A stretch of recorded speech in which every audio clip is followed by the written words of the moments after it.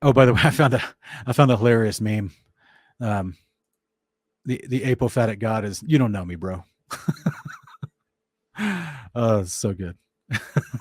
Yeah, if you truly held to apophatic theology, this would be the God you serve. You don't know me, bro.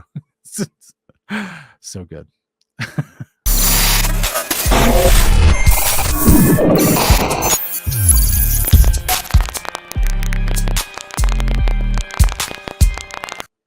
What does Colossians 2:8 say?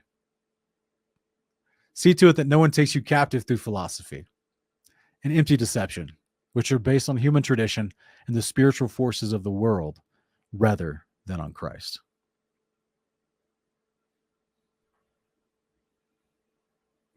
Second Timothy 2:14. Remind the believers of these things, charging them before God to avoid quarreling over words, which succeeds only in leading the listeners to ruin. You think it's a quarrel created when someone says you can know God, but you can't really know him. You got to believe in the substance and the essence of the hypostatic union, but I can't explain it to you because it's a mystery. You think that leads to quarreling over words? How about 1 Timothy 6:3-5? If anyone teaches another doctrine and disagrees with the sound words of our Lord Jesus Christ and with godly teaching, he is conceited and understands nothing. Instead, he has an unhealthy interest in controversies and what? Semantics. That's quarreling over words. What have you guys heard me say so many times arguing with Trinitarians? Brother, you're just arguing semantics. You just want me to describe God with a specific sets of words. But then when I describe God with another set of words that mean the exact same things, you don't like that. But you want me to describe him with a specific set of words. They're arguing over semantics,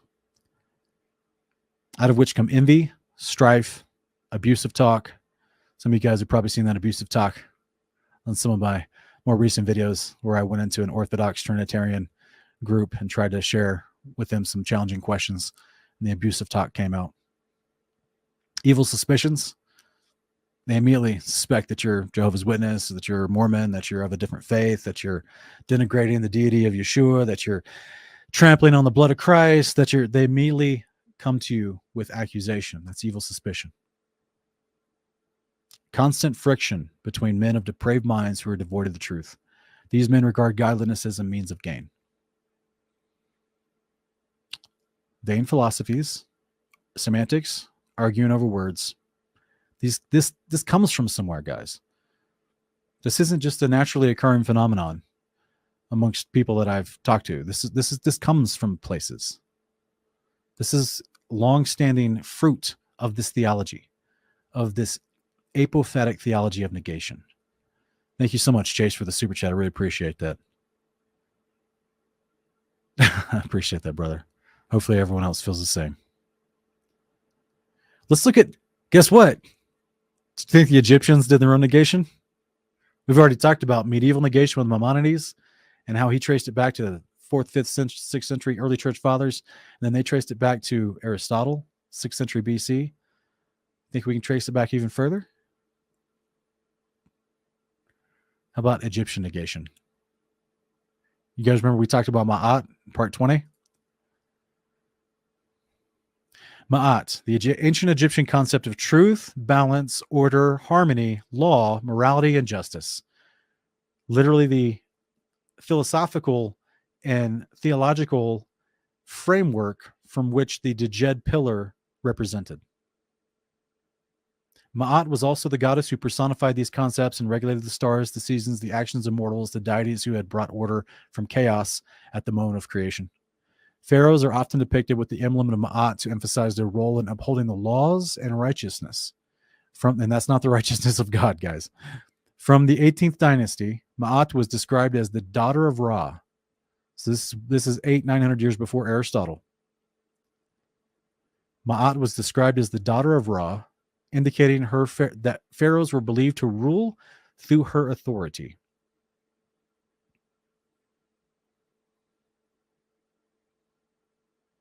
Remember what we talked about. Who's the daughter of Ra? It's Mother Babylon. It's the Eye of Ra, from which comes magic and pharmakia, the cosmic order, the governing authorities of the nations. the laws and ethics by which they abided by. That's why they put the Asherah or the Djed pillar next to their thrones. And the worship. All of it stems from Mother Babylon. All of it stems from the Ma'at, the expectation of behavior governed by Ma'at. And what do you know, guys? Ma'at has an entire list of 42 negative confessions from her law.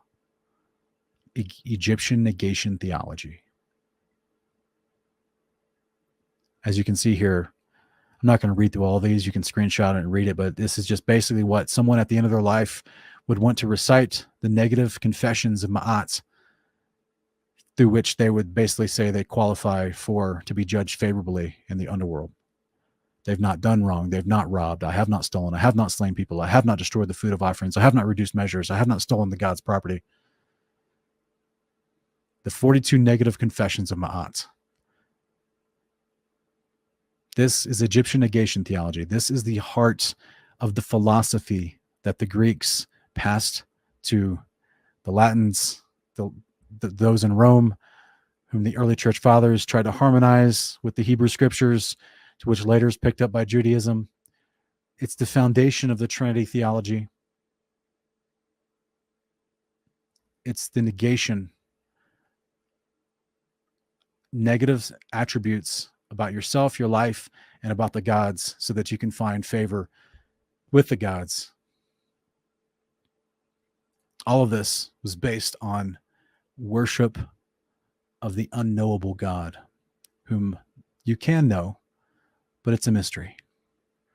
You have to overcome the internal personal struggles and follow Ma'at so that you can be recognized by the God and escape the demons who torment your soul in the Egyptian underworld.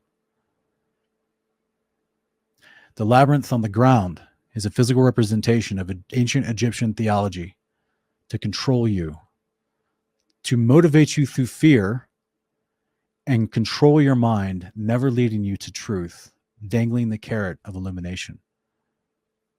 And it's done not just through what's taught on the outside, but what they instruct you to say with your mouth.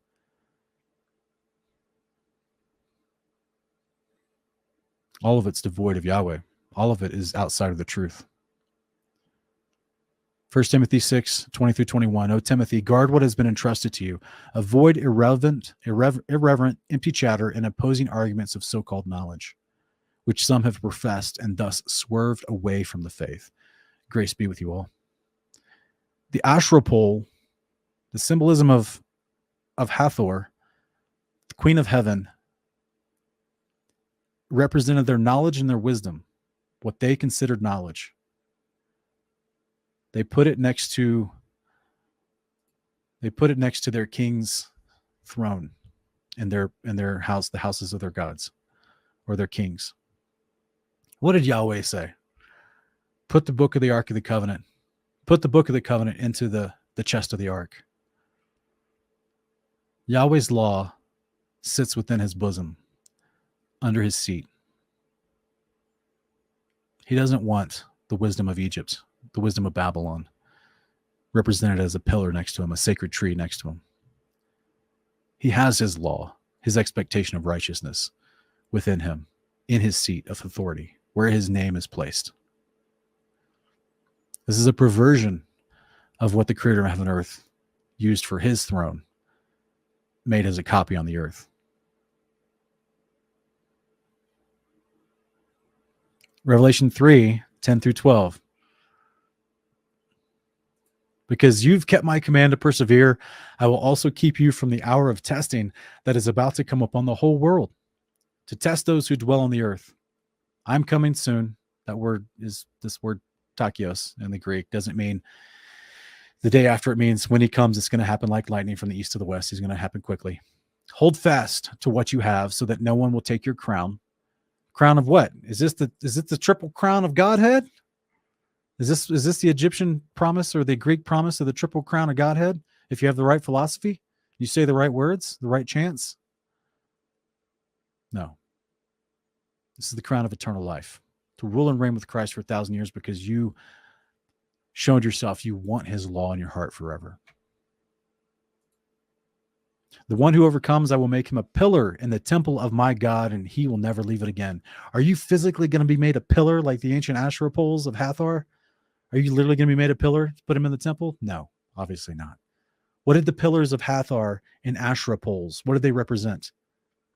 The wisdom of Babylon, the knowledge, the law of Mystery Babylon. Yahweh says at the resurrection, he's going to put his law in your heart so that you obey his precepts and commands. You will be a pillar in his temple.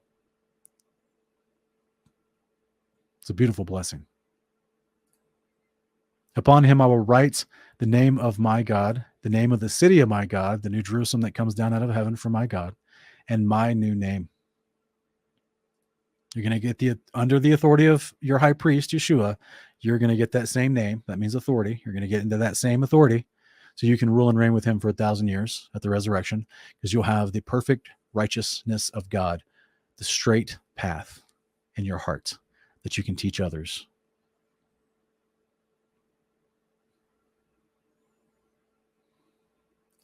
The religious practice, which is the spiritual journey of the labyrinth, is built upon seeking the essence within to know yourself and to connect with the divine unknowable, which also is referred to as a spiritual illumination.